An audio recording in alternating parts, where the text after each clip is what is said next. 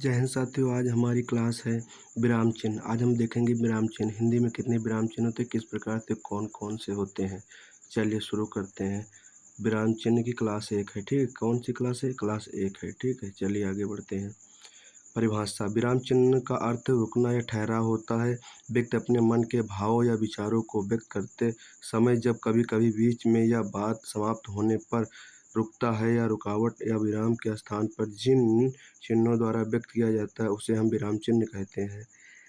इसमें जो हैं श्री कामता प्रसाद गुरु जी के अनुसार विराम चिन्हों की संख्या 20 है, ठीक है। श्री कामता प्रसाद गुरु जी ने विराम चिन्हों को अंग्रेजी से लिया या मानते हैं, ठीक है। वो पूर्ण विराम को छोड़ करके से सभी विराम चिन्ह को मानते हैं, ठीक है। अल्प विराम चिन्ह हमारा पहला है। पहला हमारा है अल्प विराम चिन्ह। जहाँ थोड़ी देर रुकना पड़े वहाँ अल्प विराम चिन्ह का प्रयोग होता है। यानी अल्प मतलब कम और विराम मतलब ठहराव। एक से अधिक वस्तुओं को दर्शाने के लिए अल्प विराम चिन्ह का प्रयोग होता है। देखिए कौन सा है अल्प विराम। नोट: छंदों में एक चरण की समाप्ति पर अल्प विराम चिन्ह का प्रयोग होता है। उदाहरण में से रीना, ये है अल्प विराम, ठीक है। सीमा, यह है अल्प विराम। कविता और राजू शादी में जा रहे हैं, ठीक है। भारत, नेपाल, भूटान, यह है अल्प विराम, यह है अल्प विराम। और श्रीलंका दक्षिण एशियाई, ठीक है, देश हैं, ठीक है। चलिए आगे बढ़ते हैं। जैसे 2 अक्टूबर, यह होगा हमारा अल्प विराम। 1869 में ईस्वी में गांधी जी का जन्म हुआ था, ठीक है। राम, सीता, लक्ष्मण और हनुमान ये सभी भगवान के रूप में पूजे जाते हैं। ये हमारा अल्प विराम, ये हमारा अल्प विराम, ठीक है। चलिए आगे बढ़ते हैं। अर्धविराम। अर्धविराम कौन सा होता है? हमारा दूसरा विराम है अर्धविराम चिन्ह।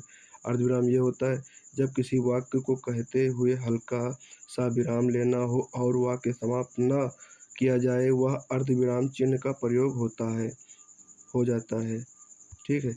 आप लोग अर्धविराम चिन्ह देख लीजिएगा। अर्धविराम चिन्ह ये है, ठीक है। चलिए आगे बढ़ते हैं। इस चिन्ह का प्रयोग मिश्र और संयुक्त वाक्य विरोध का भाव प्रकट करने के लिए करते हैं। जैसे उदाहरण में परीक्षा कठिन थी, ये हो गया चिन्ह, अल्प विराम चिन्ह हो गया। नहीं सॉरी, अर्धविराम चिन्ह हो गया। फिर भी उसने अच्छे अंक प्राप्त किए। पैसा कमाना आसान है, यह होगा अर्धविराम, किंतु उसने संभालना बहुत कठिन है। पैसा कमाना आसान है लेकिन उसे संभालना बहुत ही कठिन है, ठीक है। क्या है? बहुत ही कठिन है। चांदी बहुमूल्य धातु है, ये विराम, पर लोहे का भी कम महत्व नहीं है, ठीक है। चलिए आगे नेक्स्ट देखते हैं। पूर्ण विराम।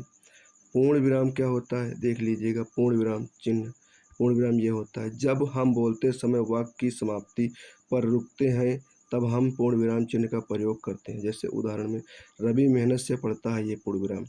रमन का दोस्त सोहन, ये पूर्ण विराम। रमेश ऑफिस से आ गया, ये पूर्ण विराम लगा, क्योंकि जब हमारा वाक्य पूरा हो जाता है तो हम पूर्ण विराम लगा देते हैं, ठीक है। चलिए आगे बढ़ते हैं। प्रश्नवाचक चिन्ह। प्रश्नवाचक चिन्ह, ये प्रश्नवाचक चिन्ह है जब वाक्य में क्या, कब, कैसे, क्यों ऐसा शब्द प्रयोग होते हैं, उन्हें हम प्रश्नवाचक चिन्ह कहते हैं। जैसे देखिए उदाहरण में, जैसे राकेश दिल्ली कब जा रहा है, यह हो गया प्रश्नवाचक। तुम कब आओगे, यह होगा प्रश्नवाचक। तुम किस विभाग में नौकरी करते हो, यह होगा प्रश्नवाचक। अगला हमारा है विराम चिन्ह, 5 नंबर है विस्मयाद चिन्ह है, ठीक है। विस्मयाद चिन्ह का ये है चिन्ह, ठीक है। इस चिन्ह का प्रयोग हर्ष, शोक, घृणा, आश्चर्य आदि भावों को व्यक्त करने में किया जाता है। उदाहरण के लिए, अजी सुनते हो, ओह यहाँ तो बहुत बुरा हुआ, ओह आरबीसी मैच की जीत गई, आरसीबी मैच जीत गई, हाय राम अब क्या करूं, अरे वह पास हो गया, अरे वह पास हो गया, ठीक है दोस्तों। अगली क्लास नेक्स्ट आपको कल मिलेगी दोस्तों। अगर ये वीडियो अगर अच्छा लगे तो कमेंट करके ज़रूर बताना, अगर ख़राब लगे तब भी कमेंट करके बताना, और अपने साथियों को ये वीडियो शेयर ज़रूर करना।